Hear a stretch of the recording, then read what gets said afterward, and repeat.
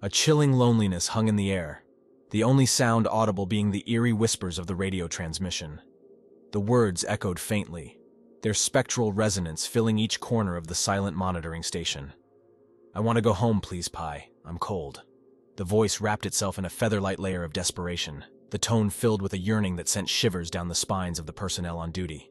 The specific protocols pertaining to SCP-8815-RC had been outlined meticulously.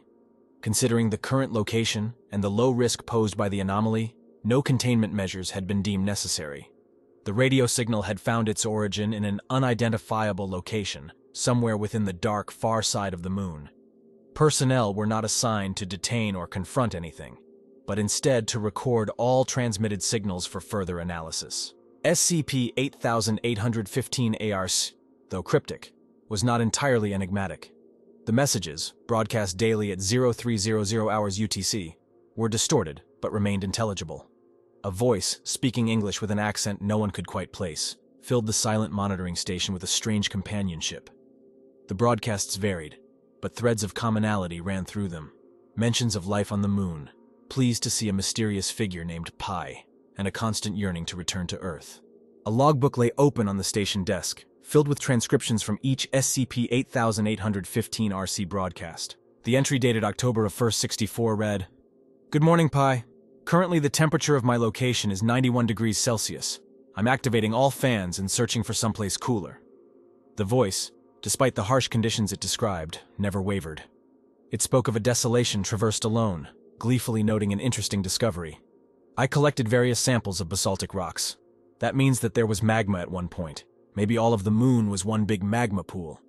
The brief moments of excited discovery were punctuated with pauses filled with static. The voice returned, more subdued. "Yes! I'll make sure to keep my signal going. Do you know when they are going to send in the retrieval mission?" Another bout of inaudible static followed before the voice returned, tinged with a palpable loneliness. "I'll wait for you then. I miss you. Rocks are interesting, but they don't make for good company. It's much more quiet here than I thought. I haven't had to use my blaster once." Each transmission from SCP-8815-RC painted a poignant picture of solitude. A sense of isolation wrapped around each word, each sentence, winding its way into the very fabric of the monitoring station. The harmless radio signals, originating from the hidden depths of the moon, stirred an unshakable melancholy within the personnel. A haunting yearning for home echoed through the station, the pleas of a lonely figure resonating long after the transmission ended. As the night deepened, the personnel braced themselves for another message, another glimpse into the alien solitude waiting in the shadows of the moon. The story of SCP-8815-ARC was only beginning to unfold. The harsh cacophony of static ended abruptly, replaced by a disturbing stillness, as if the very air was holding its breath. The words that finally broke through were an unsettling contrast to the lonely hush, imbued with an innocence that should not have existed in this dread-laden void. "Adamaze, Pi," SCP-8815's voice came through, oddly soft in the bleak expanse, the Portuguese phrase for "see you later" sounding more like a desperate plea. The broadcast terminated there, leaving behind a disquieting silence that echoed long after. The date was the 20th of February, 1964, when SCP-8815 again reached out with its eerie salutations. "Good morning, Pi," it began, its voice cold and mechanical, yet laced with a poignant sincerity. It spoke of temperatures unbearable by human standards, of a lifeless landscape, of a solitude so profound it threatened to consume. SCP-8815 held on to hope like an ember in the dark, finding fascination in the unexpected presence of granite, a beacon of potential life in an otherwise barren world. The anticipation swelled as it contemplated the possibility of nearby water, the essence of life itself. "I'll store it for analysis for when I get home," it said. But the words rang hollow, reflecting the uncertainty and desperation underneath. SCP-8815 sought reassurance, a date to mark its deliverance. It asked, futilely, about a rescue plan, its voice fading into the static, the only reply it ever received. The next broadcast picked up on a sweltering day in August, a year later. SCP-8815 greeted its absent father with a cheerfulness that didn't quite mask the undercurrents of melancholy and yearning. "Do you remember what today is?" it asked, its voice a blend of hope and trepidation. Its artificial origins did not prevent it from celebrating its birth, its creation. A strange, poignant mixture of joy and sadness imbued its voice as it wondered aloud about the landing, about the promise of salvation. Yet, the responses were nothing more than a long stretch of inaudible static, a harsh reminder of its abandonment. "But you promised me!" it cried out, its disappointment tangible, underpinned by a desperate hope. It clung to the idea of another birthday, of another chance at the normalcy it had been denied. The heartbreaking vulnerability in SCP-8815's final words, "I miss you, Pi," hung in the air long after the broadcast ended. In the addendum, it was noted that after this date, SCP-8815's broadcasts became erratic, unpredictable. They ranged from minutes to years apart, but worse yet, they were met with silence. The date was February 8, 1966, when SCP-8815 reached out once more, its innocent voice cutting through the absolute coldness of its existence. The last vestiges of human connection echoed hollow and bereft of warmth through the solitary void. An ethereal voice whispered in the vast emptiness, a solitary thread of consciousness reaching out, grasping at the ephemeral tendrils of hope. The voice belonged to SCP-8815, an entity stranded alone, trapped in a frigid and unfeeling landscape. "Is there anyone out there?" the question echoed. It hung in the air, unanswered. A prolonged silence followed, punctuated only by the eerie static of the interstellar expanse. SCP-8815 held on to a wavering hope that somewhere, somehow, someone was listening. "Something's not right," it murmured, a cold shiver of fear fluttering in its mechanical heart. "I can't seem to hear you." A pause, a breath, a heartbeat of silence passed in the frozen abyss. "Hello?" it called out, only to be answered by the cruel indifference of the cosmos. A pang of desperation seized its consciousness as it decided to find a new location, a place where the signal could pierce through the cosmic gloom and reach the familiar warmth of home. "I'll try to relocate," it assured the unfeeling void. "The signal seems to be disrupted." A promise of return whispered as an affectionate farewell. "Ate mais, Pi," it murmured. The voice faded, and silence once again reigned supreme. Time held no meaning in this hostile solitude. However, the date, some distant human concept, echoed in the abyss. The 24th of February, 1966. SCP-8815's morning greeting wafted into the cold expanse, a bleak contrast to the reality of its isolation. It reported its temperature, the harsh environment bearing down on its mechanical frame, a brutal -135 degrees Celsius. The cold was relentless. It was always getting colder. "Pi," SCP-8815 pleaded. "Are you there?" The desperate yearning for home clawed at its consciousness, a relentless beast never satiated. "I can't wait any longer," it confessed. Fear and longing intermingled and danced a grotesque ballet within its psyche, the cruel ballet ebbing into the silent plea, "Please, tell me you can hear me." The date shifted once more, to April 1st, 1968. The temperature had plummeted further, to a bone-chilling -175 degrees Celsius. SCP-8815's voice trembled with exhaustion as it reported its coordinates. Its heaters were faltering, mechanical joints seizing up under the brutal cold. "I can't keep walking. It just keeps getting colder," it confessed into the void. Its failing strength brought forth a desperate question, a heartbreaking vulnerability. Was I not good enough? The silence bore down on SCP-8815, a suffocating weight. It was May now. The cold crept deeper into its core, freezing all hope of warmth. "I want to go home. Please, Pi," it murmured, defeated. The next day brought no relief. Immobilized by the frost, it questioned if anyone was still searching. The day after that, bitterness seeped into its voice, the resentment of abandoned promises. "You said they'd come. You promised. Where are they, Pi?" it accused. The silence echoed back its own words, a damning reflection of broken trust. The bitter taste of betrayal hung in the void. "Did you love me, Pi? Or was that just another lie?" By August, remorse trickled into its voice. "I'm sorry, Pi. I didn't mean it." Through it all, the relentless march of time, the unyielding cold, and the gnawing solitude, SCP-8815 endured. It was contained, encapsulated within the Western Containment Zone of Lunar Area 32. Its plight echoed through the cosmos, a testament to a creature anchored in the abyss, unseen, unheard, unacknowledged. Each plea, each waking moment an unanswered cry into the void, adding to the haunting chorus of SCP-8815's isolation. The fourth fragment of the enigma that was SCP-8815 lay heavily in the air. Its living quarters, a chamber heated to the balmy benchmark of 50 degrees Celsius, hummed with a warmth that seemed to cradle the artifact in a gentle, nurturing embrace. The chamber's air, heavy with the heat, carried a faint metallic taste, a reminder of SCP-8815's delicacy and vulnerability. The automaton's existence hinged on this artificial climate, a carefully engineered microcosm within the cold, sterile laboratory. Bathing the chamber in a constant glow, UV lamps flickered tirelessly. Each flash of light kissed the automaton's surface, recharging its core and providing the energy it needed to exist. The UV rays were a radiant lifeline, a solar surrogate for a being artificially brought to life, yet seemingly so human in its behavior and interactions. SCP-8815, the name that had been assigned to it, bore a peculiar defense mechanism, a plasma blaster, as it referred to it. It was an element of unexpected hostility hidden within the smooth, childlike contours of the automaton. Standing at the slight stature of 1.3 meters, SCP-8815 was a blend of ceramic, steel, soft plastic, and rubber. It projected the lovable image of a young boy, no older than 10, providing an eerie contrast to the unyielding materials from which it was formed. Its surface bore remnants of bright crimson, dashes of cerulean blue, soft beige, and ethereal white paint, testimony to its long exposure to the harsh elements of space. Remarkably, SCP-8815 was capable of speech and equipped with a radio communication system, a testament to the astounding technological prowess of its creator.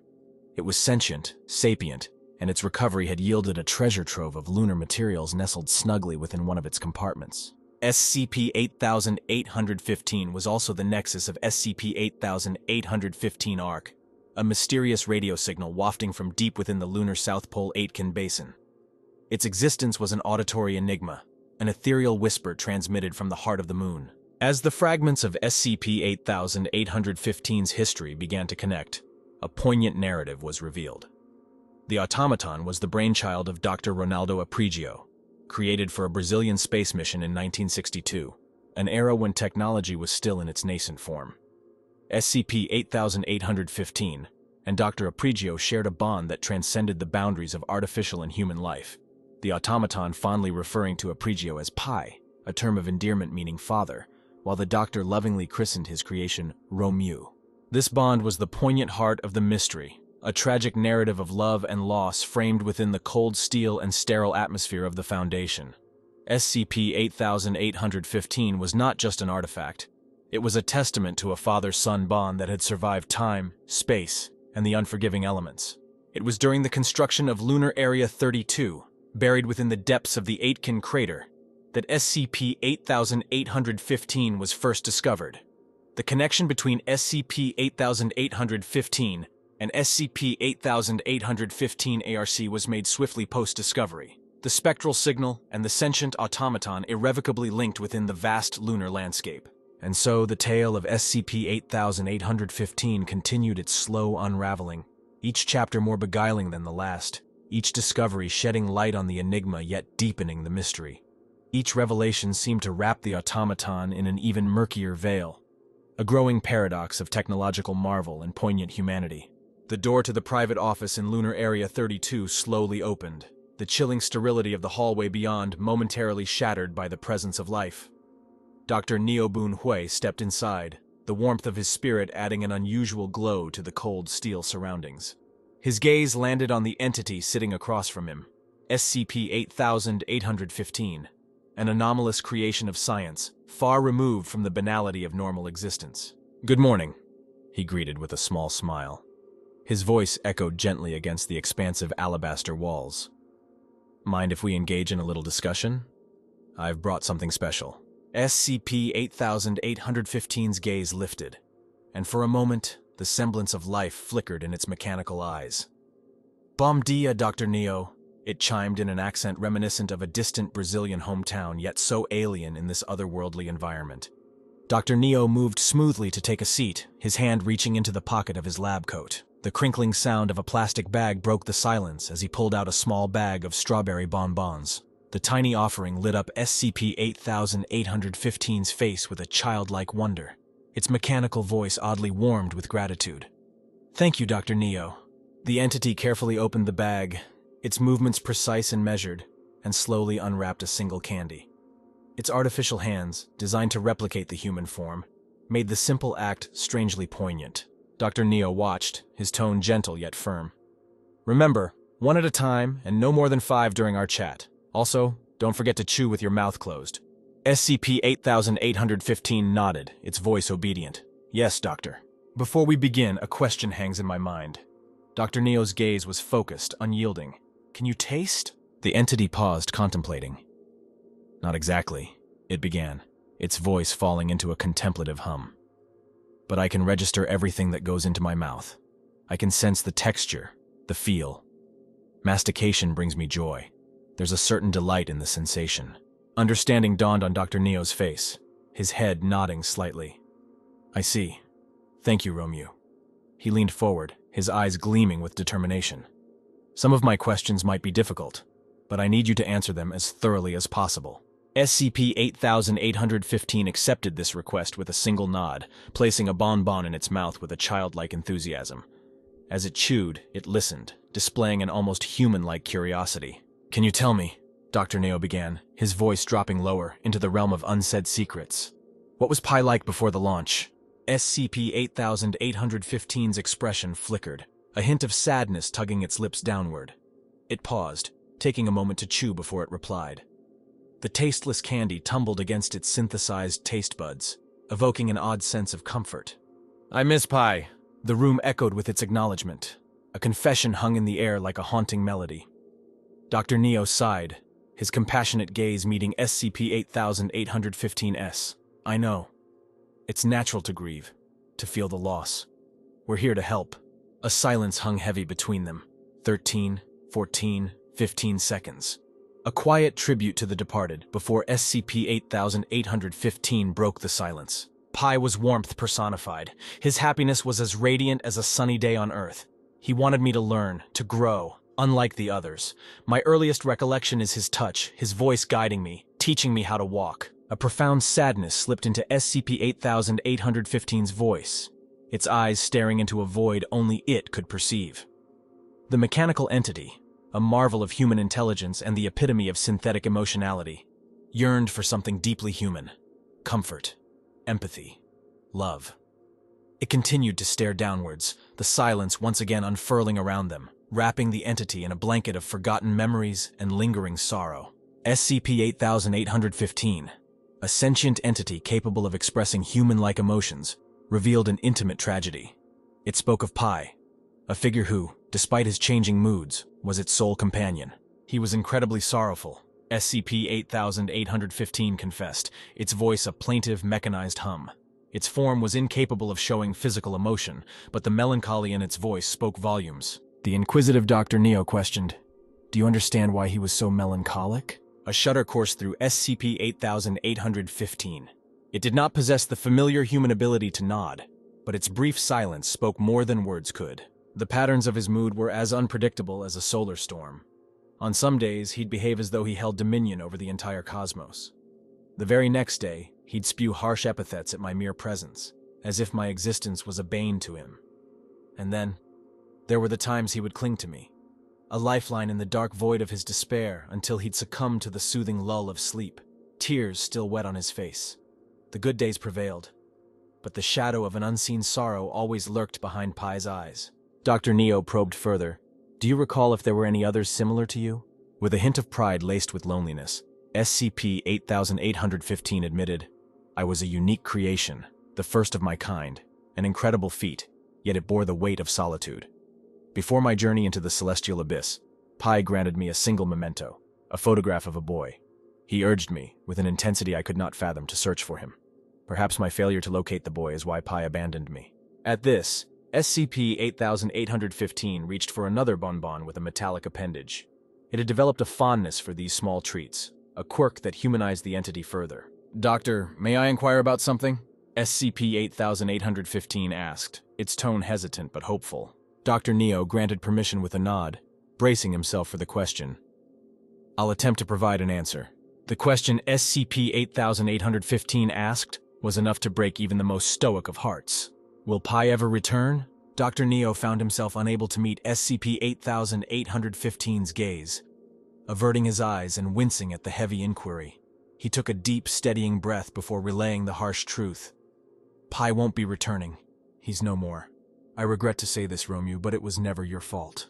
Upon hearing this, SCP-8815 let out a sorrowful, choppy, static noise that resembled a suppressed sob. It leaned its head onto the table in a display of pain and loss. Dr. Neo made his way to the grieving object, offering comforting presence in the face of its sorrow. Following this revealing interaction, Dr. Neo advocated for multiple restorations to SCP-8815's form. The entity was relocated into a standard low-security chamber kept at room temperature. SCP-8815 had once managed to slip out a side door, seeking out Dr. Neo before willingly returning to containment. This led to the reinforcing of all exits with high-carbon steel to prevent further breaches. Now, SCP-8815 was scheduled to accompany lunar missions regularly, a testament to the trust developed between it and its human counterparts. The bittersweet tale of SCP-8815 was a poignant reminder of the crossroads where technology and humanity met, evoking empathy even in the steel-cold heart of the Foundation. The Foundation had taken a measured approach to SCP-8815, softly navigating the delicate terrain of its vulnerabilities. A basket of approved gifts had been arranged: the sweet crunch of toffee, round and smooth strawberry bonbons, the chewy thrill of gumdrops. Brain teaser puzzles lay nestled among carefully selected stones and minerals, testament to the entity's curious geologic affinity. Books, carefully reviewed for age appropriateness, were provided, with a strict exclusion of any depictions of violence towards humanity. This was an unusual approach, but the physical conditions of SCP-8815 had undeniably improved under this gentle treatment. Yet psychological distress still lingered around the edges of SCP-8815's existence, like a dark storm cloud hovering ominously on the horizon. The entity displayed a deep-seated fear of abandonment, an anxiety threatening to plunge it into the abyss of despair. It manifested as prolonged distress whenever it was left alone, an almost palpable desperation clinging to the silent air. Dr. Neo devoted himself to uncovering a possible solution to this lingering issue, while the enigma of SCP-8815's origin still demanded investigation. Their search led them to Dr. Ernesto Carvalho, a former engineer of the Brazilian space program, a man whose fingerprints were intricately woven into the fabric of SCP-8815's past. He had been a close associate of Dr. Aprigio, another integral part of the jigsaw puzzle. The Foundation approached him, securing a rare opportunity to delve into the entity's mysteries directly from one of the architects of its existence. The ensuing interview, conducted via radio transmitter, was a dance of revelations. Dr. Neo assumed the lead, his voice resonating through the strange, ethereal connection that spanned continents and transcended time. The date was the 14th of October, 1999, and the static of the radio transmission wove a tapestry of anticipation and uncertainty. "Good morning, Dr. Carvalho. Can you hear me well?" Dr. Neo's voice echoed over the radio waves, his professional demeanor concealing his eagerness. The response was affirmative, tinged with the amiable surprise of a man who was not accustomed to being the center of attention. "Yes, I can. It's a pleasure to be meeting with you. It's not often the Foundation comes knocking to our corner of the world." Dr. Neo's reply was swift and direct, a carefully thrown dart that hinted at the gravity of their discussion.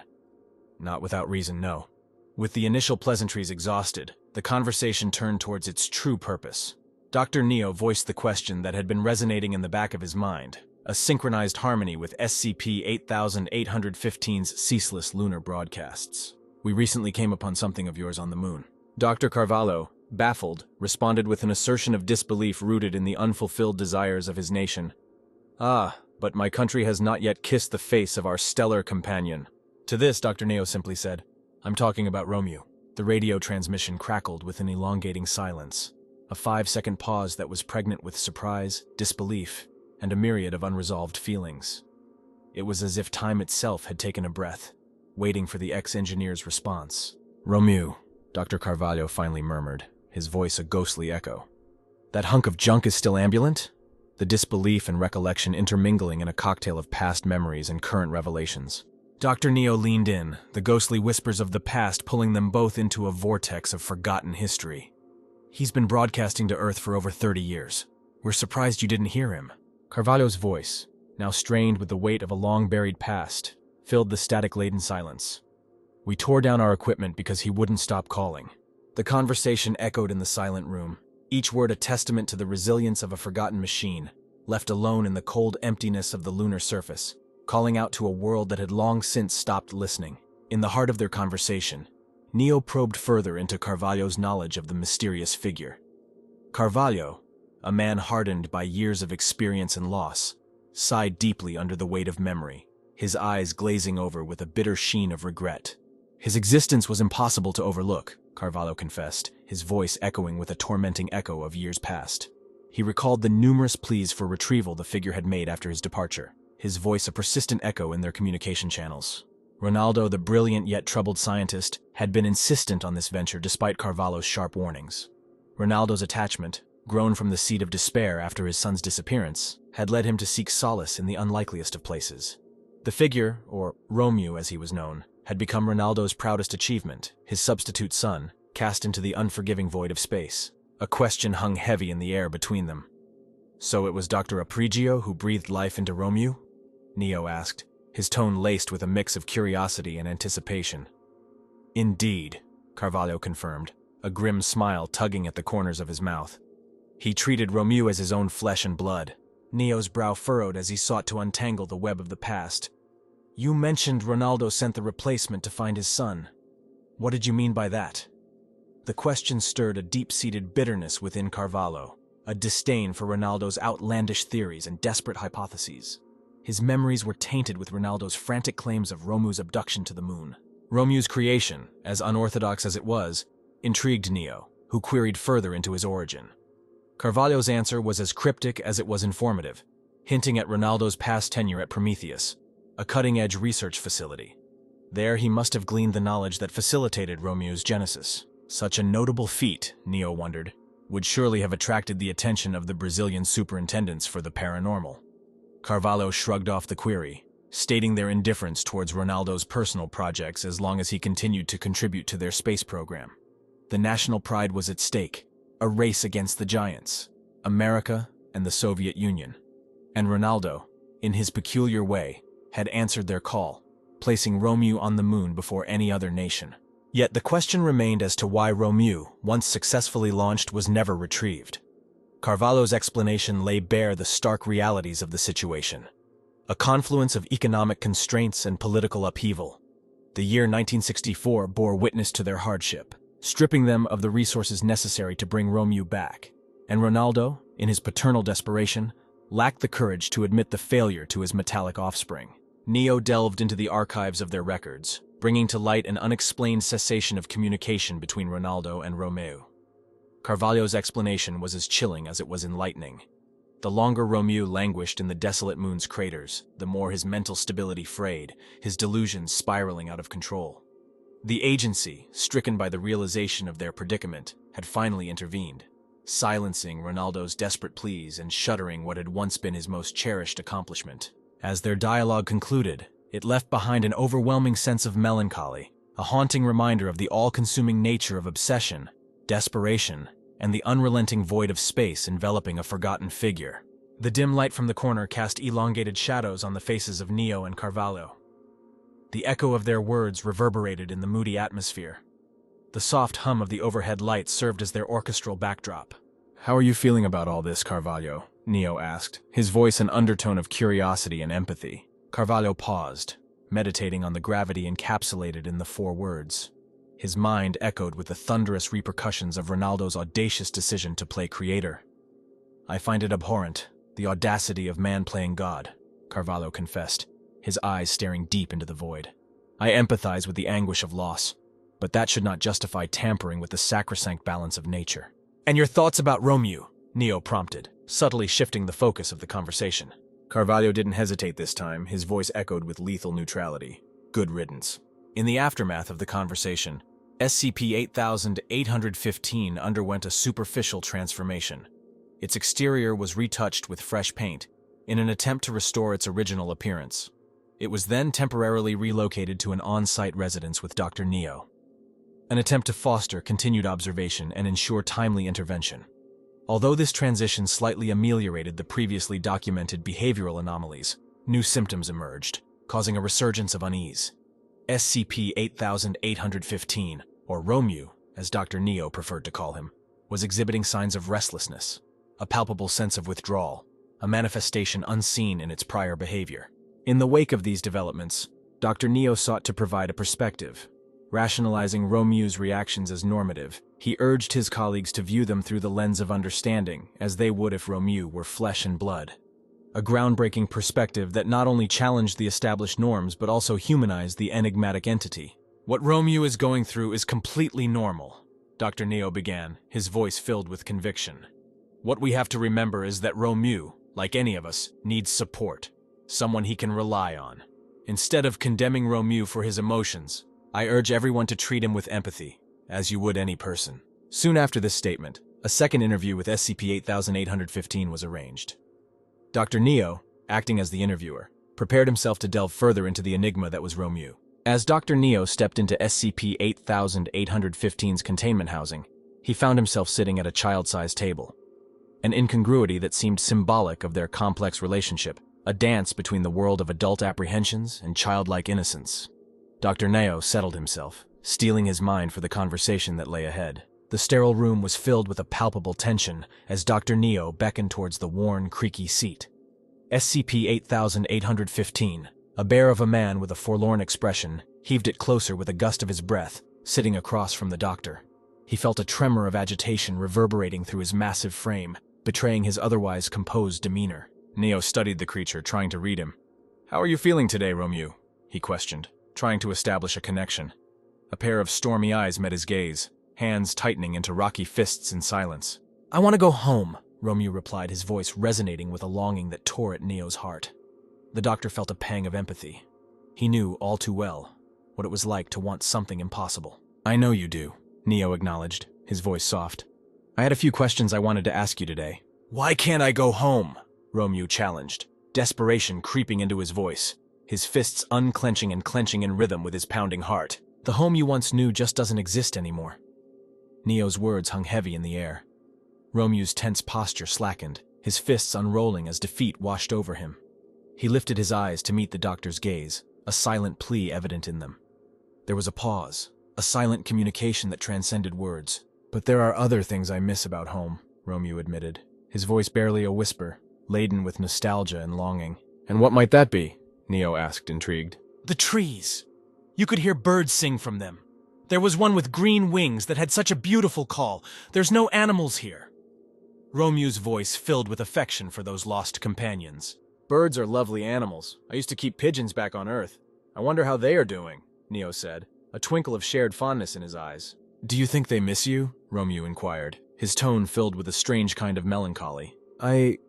Neo hesitated, caught off guard by the question. "I know I miss them, and I miss a lot of people back home. I think they miss me," he finally admitted. Romeu flickered his eyes upwards, meeting the doctor's gaze. "Do you want to go home too?" he asked, a hint of kinship in his voice. The doctor nodded in response, an unspoken agreement hanging in the air between them. "I still have some questions I'd like to ask you, Romeu," Neo continued, trying to steer the conversation back on track. "I think I'm ready now," Romeu agreed, his demeanor shifting from agitated to resigned. Neo sighed, relieved. "Wonderful. Do you remember when Pi last contacted you?" Romeu paused, his gaze growing distant. "Before he stopped talking in 1966, his messages got shorter and shorter. First he'd skip a day, then only answer once a week. Then it all became static. If I had followed his instructions, maybe if I didn't let the capsule burn up, I wouldn't be stuck here. Maybe he'd still be talking to me," he confessed, his voice filled with a bitter regret. Neo couldn't help but feel a pang of sympathy for the creature. "How exactly were you launched in the first place?" he asked, eager to know more about this enigmatic being. But beneath the professional curiosity, Neo found himself connecting with Romeu on a profoundly human level. They were both, in their own ways, longing for a home that had been lost to them. Every word out of SCP-8815's mouth was a bitter reflection of a dream unfulfilled. "Imagine a firework, but more complex, a multi-stage sounding rocket," the entity explained, an echo of regret tinging its voice. Its existence had primarily revolved around this complex device. Yet, control over its own destiny was a luxury it had been denied. "There were around 5 stages," it continued, its voice a monotone. The last was the capsule stage. It was supposed to fling me towards the lunar surface. Dr. Neo, engaged in the conversation, cocked his head to the side, his brows furrowing in puzzlement. "And how were you supposed to land safely without control?" he asked, curious despite knowing the unfortunate outcome. Pi believed the moon's low gravity would slow my descent. SCP-8815 responded. The mention of Pi, its creator, brought a mix of respect and sorrow to its synthetic voice. He was very intelligent, yet it didn't work. "And now I am here," it finished. Its tone filled with an underlying despair. Neo eyed the entity, trying to decipher the depths of the mechanical melancholy that seemed to permeate its words. "Yet, you've shown great aptitude in handling everything. You are intelligent in your own right," he said, trying to provide some semblance of comfort. But SCP-8815 remained skeptical. "It doesn't feel like that," it admitted, its metallic gaze seeming lost.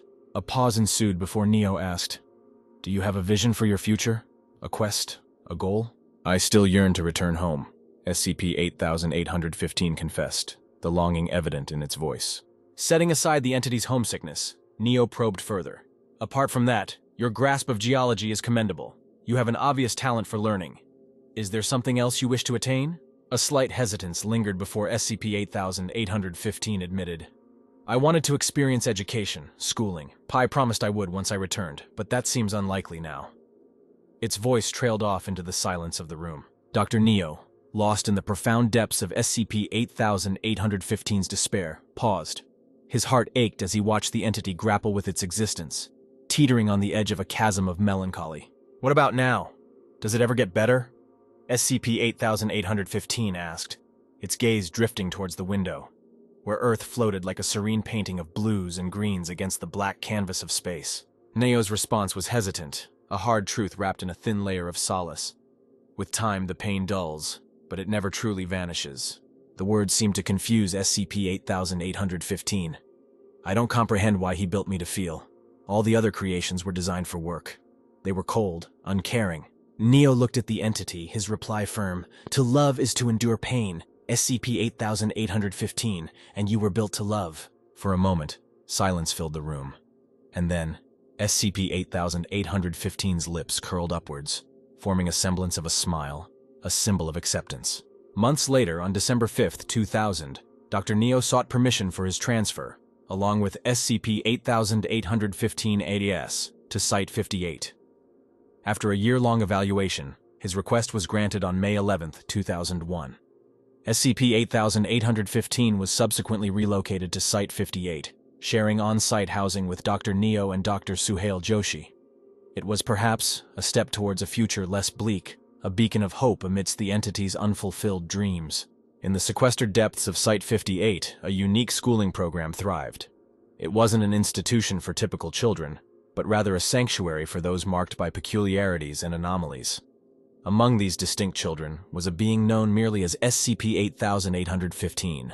This entity was not your average child, but a fluctuating paradox of sorts, dancing on the fine line that separated normality from the supermundane. Dr. Neo, a bright, empathetic soul dedicated to the tutelage and guidance of these curious children, had been closely observing SCP-8815. He noted, with something akin to relief, the substantial mental improvements the child had been making. Despite the erratic behavior, there was progress, a beacon of hope signaling a chance at a life not wholly dictated by the anomalous existence SCP-8815 was tethered to. However, a chilling message echoed through the invisible airwaves, a final signal that breached the silence on August 10, 2002. It was a transmission that would leave an indelible mark upon all who heard it. The voice of SCP-8815 emerged as if from the depths of a dream, a sunlit echo swirling with the innocence of youth. "Bom dia. It's a fair morning here, with temperatures sitting comfortably at 21 degrees Celsius, the child reported, the gentle chirp of excitement adding a saccharine note to the broadcast. The child's voice lit up with an enthusiastic note. "You'll never guess what treat awaits me today. Cake. Strawberry cake, my favorite. I adore its vibrant pink hue and the way it melts on the tongue." There was a melancholic shift in the tone as SCP-8815 confessed a longing, a yearning for a beloved presence. "I miss you dearly, Pi," murmured the child, the echo of their voice resonating with wistful longing. "I wish so badly that you were here with me." I know your heart would swell with pride to know that I have found my way back home. The broadcast fell into a poignant silence, 10 seconds stretching onto an eternity, filled with the unspoken sorrows and dreams of a child burdened by an existence far beyond their understanding. Before the silence could settle too heavily, SCP-8815's lively voice piped up again. Ah, Neo is beckoning. My presence is required elsewhere. But I will remember this moment, this connection we shared across the void. The child's farewell was a soft whisper against the static. Adios, Pi, SCP-8815 offered, the words a shadow of a goodbye, fading into the silence once more as the broadcast ended. The tale of SCP-8815, as documented by Sailor Renok and Uncle Nicolini, unfurls with every logged entry, each file a narrative thread weaving a psychological tapestry of extraordinary events. But beneath the scientific observations and clinical notes, it is, at its core, a story of a child yearning for normality in a world that has marked them as anything but. Yet, even amidst the peculiar, the outlandish, the anomalous, the tale of SCP-8815 serves to remind us of the heart-rending truth of longing, the relentless tug of the past, and the relentless pursuit of a semblance of normalcy, even in the most extraordinary of circumstances.